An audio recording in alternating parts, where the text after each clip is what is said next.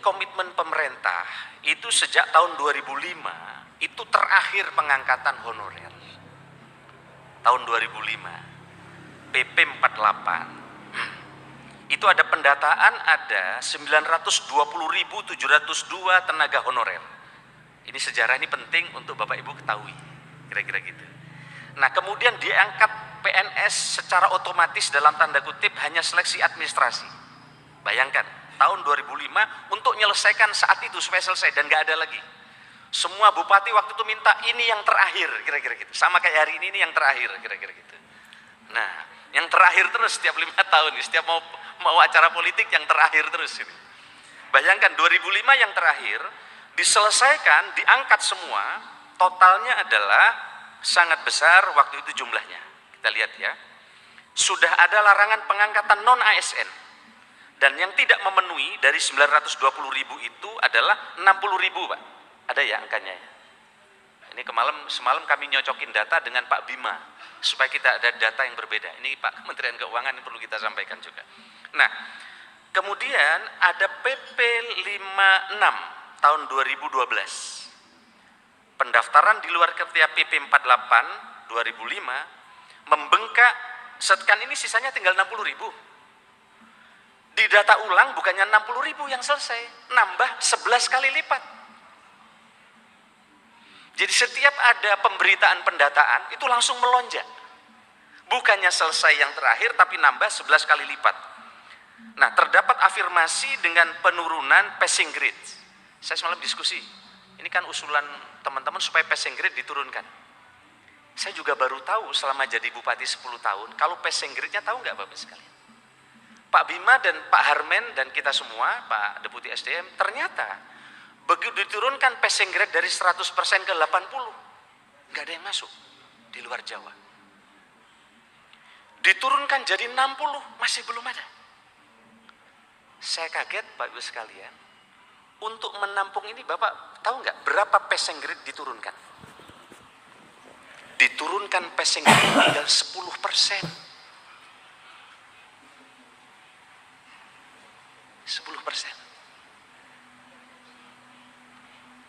10%. Ini pun setelah diturunkan passing grade-nya 10%, itu ada yang tidak lulus 438.000. Bayangkan. Jadi lulusnya 209.000, yang tidak lulus 430.590. Ini sudah diturunkan 10%. Berarti dulu, bukan sekarang, mungkin ngangkutnya nih sembrono ini.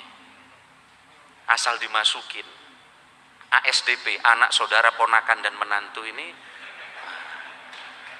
yang ke depan insya Allah sekarang nggak ada, mudah-mudahan. Nah, bayangkan passing grade jadi luar biasa. Nah, berikutnya Pak sekalian, ini sejarahnya biar tahu, biar yang marah-marah teman-teman, ini teman-teman saya cerita nggak jadi marah-marah kemarin ini. Nah, setelah 2012 ada Permen Pan RB 36 2018. Di mana seleksi CPNS bagi ex-THK 2 tahun 2012, nakes dan tenaga pendidikan.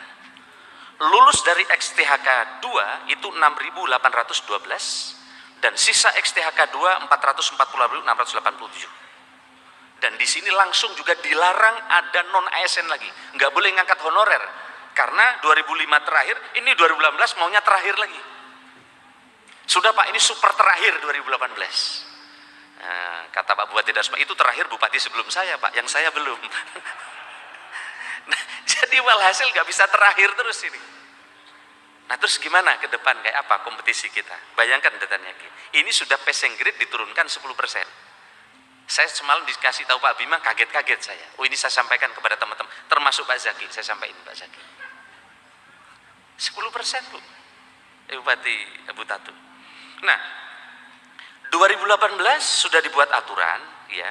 Kemudian Permen Pan RB 2019 itu melakukan seleksi THK kedua, itu lulus 30.361, sisa 410.000.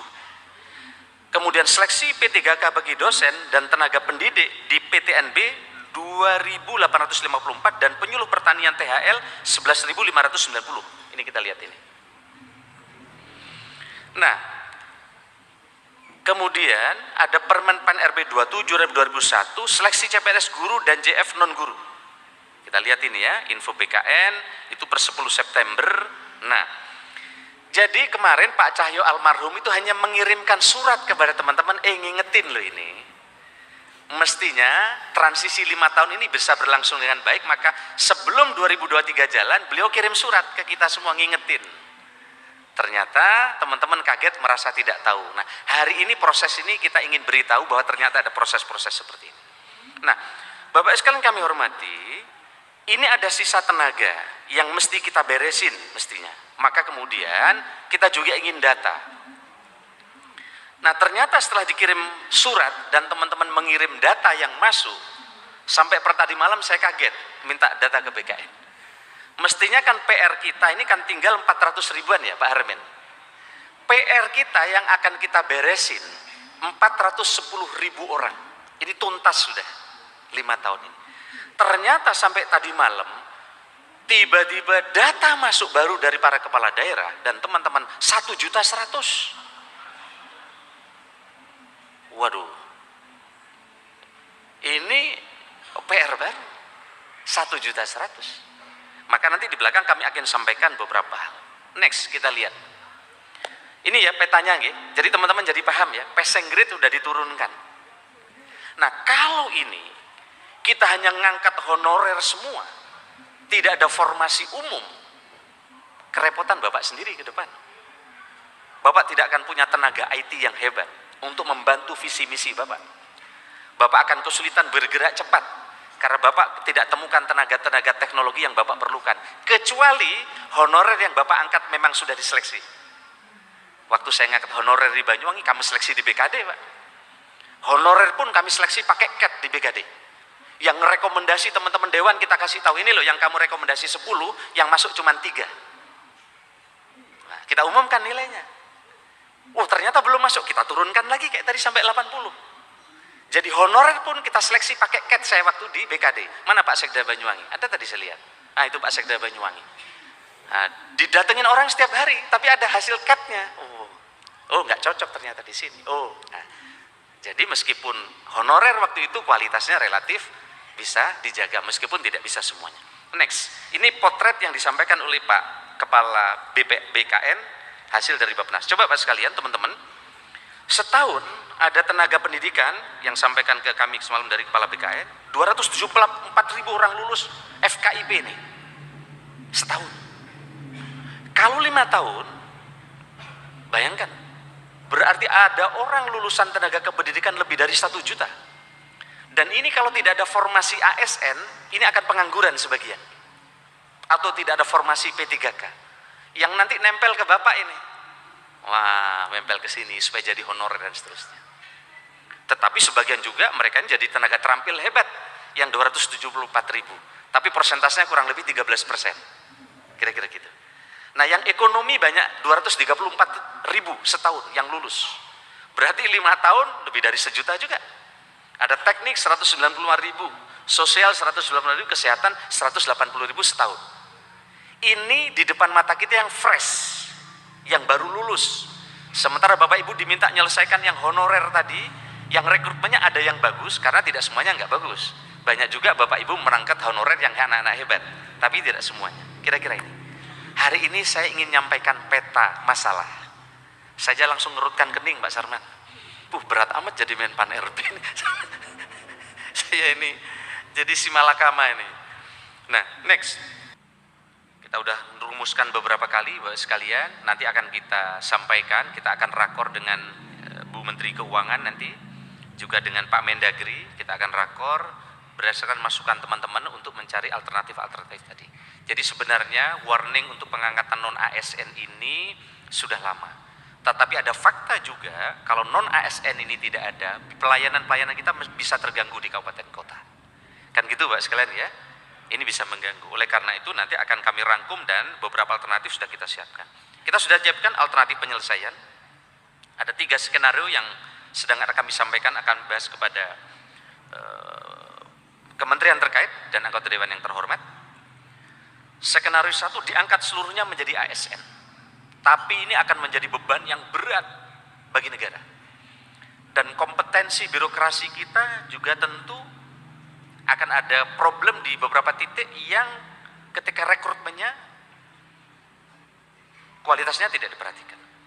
Yang kedua, diberhentikan seluruhnya. Tapi juga ada opsi jalan tengah yang ketiga adalah diangkat sesuai dengan prioritas. Nah, yang lain bukan tidak prioritas, tapi nanti diselesaikan secara bertahap. Ini opsi yang terus kami lakukan pendalaman. Nanti kami juga akan rapatkan dengan Ibu Menteri Keuangan. Juga semalam kemarin lusa kami sudah ketemu dengan Komisi 2 DPR RI. Mungkin nanti juga dengan Komisi 11 karena kaitannya dengan anggaran, dan ini tidak bisa berdiri. Pertanyaannya Bapak sekalian, apakah jika diselesaikan tahun ini menjamin berikutnya tidak akan ada lagi seperti yang 11 kali lipat tadi? Oh, tidak tahu Pak, urusan bupati setelah saya kan gitu. Ini masalah Pak Bupati Sumatera Utara ini. Aduh. Nah, kita nanti akan dialog. Saya minta nanti para dirjen dan Pak Kepala BK nanti. Next. Nah, Pak saya hormati, terakhir, ini slide terakhir. Setelah melihat perkembangan ya pendataan tenaga non ASN sampai tadi malam, ternyata setelah kita diskusi dan mendapatkan masukan dari BKN dan beberapa pihak, terdapat indikasi bahwa data yang diinput tidak sesuai dengan surat edaran Menteri Pan-RB nomor B 1511 2022. Ya. Data yang masuk akan diverifikasi dan diaudit ulang. Ya, data yang masuk akan diverifikasi dan diumumkan secara transparan oleh instansi pemerintah pengusul untuk memastikan nama-nama yang terdapat memenuhi syarat. Karena banyak nama ini kalau dipaksakan masuk, ini membuat ketidakadilan dengan mereka yang sudah 10 tahun menjadi honorer, tiba-tiba dikalahkan dengan yang baru masuk. Ya, maka oleh karena itu, kepala daerah selaku PPK, kita akan kirim surat ulang ke Menpan RB untuk melakukan audit ulang yang ditandatangani oleh kepala daerah dan sekda, dan sekaligus kepala daerah untuk memberikan surat pertanggungjawaban mutlak jika data tidak benar nanti akan punya konsekuensi hukum. Surat ini akan kami luncurkan besok atau dalam minggu ini.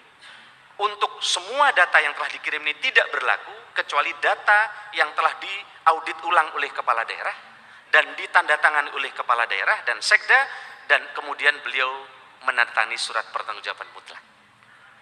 Ini untuk menjaga ketidakadilan terhadap mereka yang sudah antri lama disalib hanya karena soal administrasi yang dikeluarkan oleh pihak yang ada di tingkat kabupaten kota. Ibu dan saya hormati, dan data ini akan diawasi oleh BPKP. Kami akan minta BPKP mengawasi data ini. Apakah benar mereka yang diusulkan sudah sesuai dengan syarat-syarat yang kita edarkan kepada Bapak Ibu dan saudara saya sekalian. Jika nanti yang Bapak usulkan ternyata tidak sesuai dengan surat yang kami kirim, nanti BPKP akan mengaudit dan itu akan ada konsekuensi hukum. Ini sebagai upaya yang sungguh-sungguh dari kami, ingin memetakan data yang sesungguhnya ada berapa. Jangan-jangan datanya tidak sampai 1 juta. Oh, jangan-jangan datanya cuma 600.000 dan ini bisa kita beresin tahun ini. Kira-kira begitu. Setuju Bapak sekalian ya? Baik. Saya kira ini dari saya yang bisa kami sampaikan. Kami mohon maaf yang sebesar-besarnya jika banyak yang kurang berkenan, dan nanti kami minta para deputi, kemudian Pak Kepala BKN, nanti Bapak Ibu bisa dialog. Tapi data umumnya sudah kami sampaikan. Bapak sudah banyak yang mutu tadi, sehingga menjadi masukan buat kita semua. Mudah-mudahan Bapak sekalian sukses di tempat masing-masing. Mudah-mudahan terus diberikan kesehatan oleh Tuhan Allah Subhanahu wa taala. Terima kasih, kurang lebihnya saya mohon maaf. Wallahul muwaffiq lakum thoriq. Selamat pagi. Om Santi Santi Santi Om. Namo Buddhaya. Wassalamualaikum warahmatullahi wabarakatuh. Dan secara resmi acara ini kami buka.